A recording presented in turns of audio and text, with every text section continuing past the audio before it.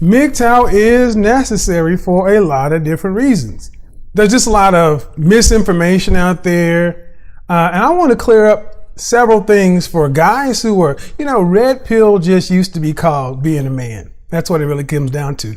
MGTOW was a response, as BGS said it best, but it's necessary. I'm gonna tell you right now, I don't care what you think, women, gynocentrism, all these other things, they aren't the enemy. The real problem is whiny, crybaby men, simps, white knights, and manginas. Because what it comes right down to is life is a game. And the winners the winners aren't the ones complaining, it's the losers.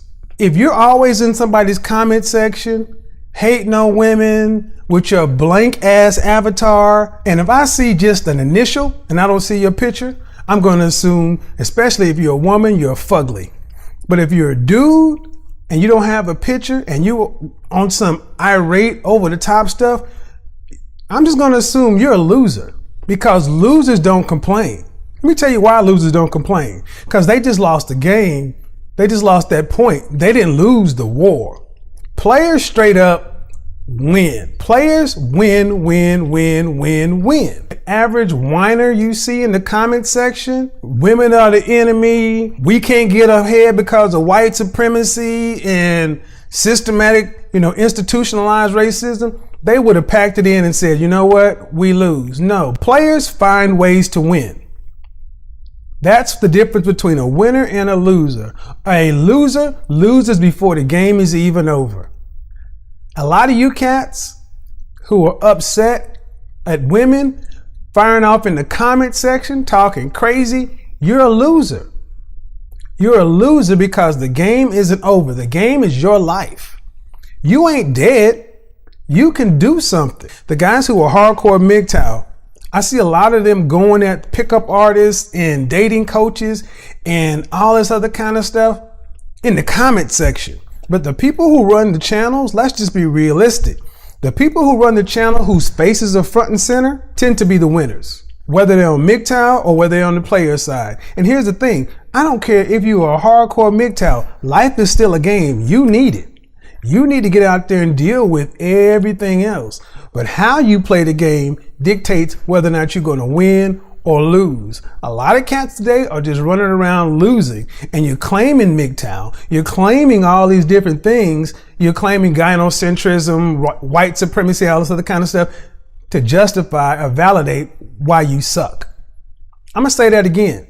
You're holding on to red pill, MGTOW, white supremacy, gynocentrism, all these other buzzwords to justify and validate why you suck. If none of those things existed, you'd find another reason. Kittens are against us. The roaches are rebelling. The fleas are, you'd find a reason. Losers, quitters, people have always found a way to justify losing. Black men got this really bad. We have been history's losers in these states, but guess what? If you overweight, undereducated, don't care about your image or impression, don't care about how you come across, can't talk to anyone, can't communicate, speak like in Ebonics, you loser. Someone who has a scarcity mentality, someone who always believes that the glass is half empty. You don't have to tell someone with a winning mindset, your game is weak here. You need to go practice on your free throws. Your game is weak here. You need to go practice on your 40 time. Your game is weak here. You need to go practice on your math. Players win. Yeah, players win, win, win, win. They don't always win, but they win enough to call themselves winners. There's something that was said, it doesn't matter if you win or lose, it's how you play the game. True. It doesn't matter if you win or lose, it's how you play the game. But if you lose long enough, you are a loser. But losing is a mentality. Losing is a lifestyle. Losing is a mindset. You can change around and decide you want to win. The first thing you got to stop doing is bitching and complaining about everybody else, arguing about what's the white supremacy, women, such and so forth. Look at yourself and say, you know what? I'm overweight, undereducated, but performing below my ability. Women don't holler at me because I ain't even a man. Why should anybody want to respect me when I don't even carry myself with a modicum of respect? You need to get yourself together. That's why it doesn't matter. Money, looks, all this other stuff, that only comes into consideration after you're first a man. A man cares about himself and carries himself according to a standard. I have a standard.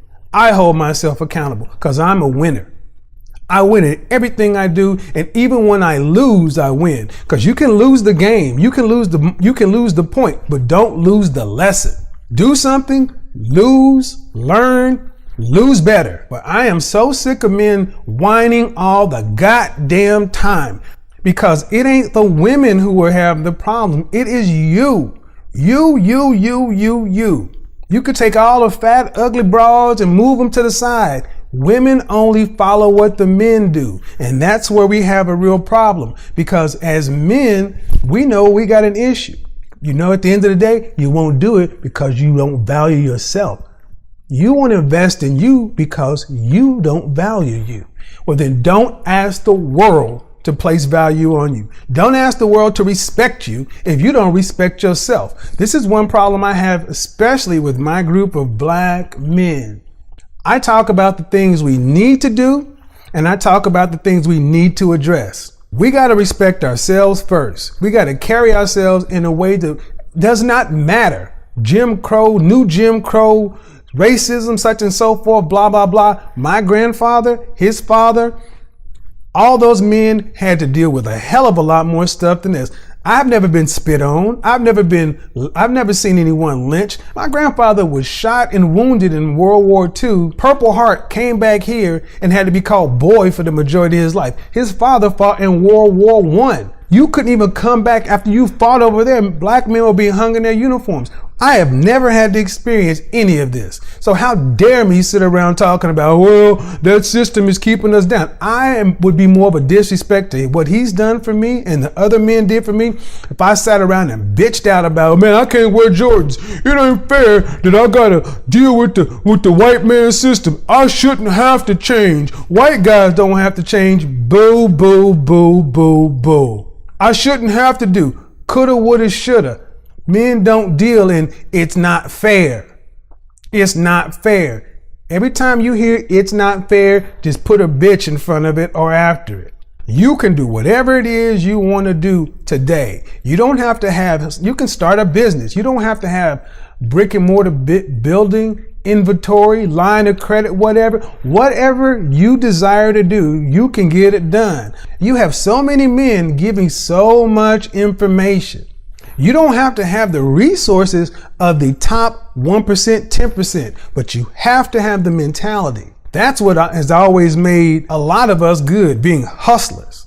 Hustlers, taking a dime and flipping it to 25 cents, taking some Kool-Aid, making a Kool-Aid stand, going to buy some blow pops at Sam's and flipping them at school to make some more money. Invest, flip it.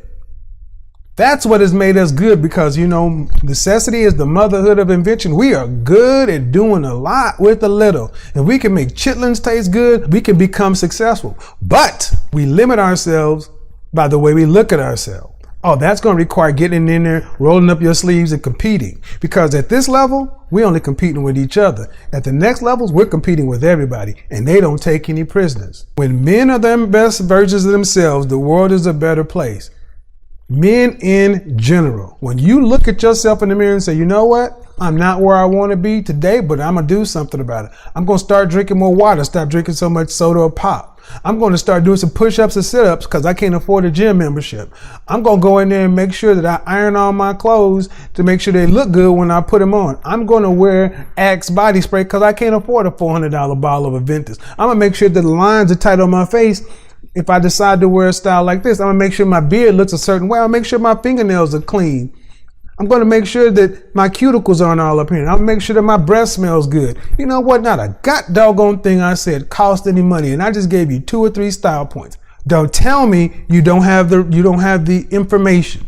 You don't have the backbone or tenacity. You don't have the fire to get it done. You don't have the will to succeed. That's your problem. It's not because you lack information. You lack desire. Because at the end of the day, you don't feel like you're worth something. There is no reason that a man today should not be able to succeed on his own terms if he values himself. Men, red pill, always been the same. Players win. Whiners lose. Winners find a way to win. Losers give you reasons why they can't. Point blank, period.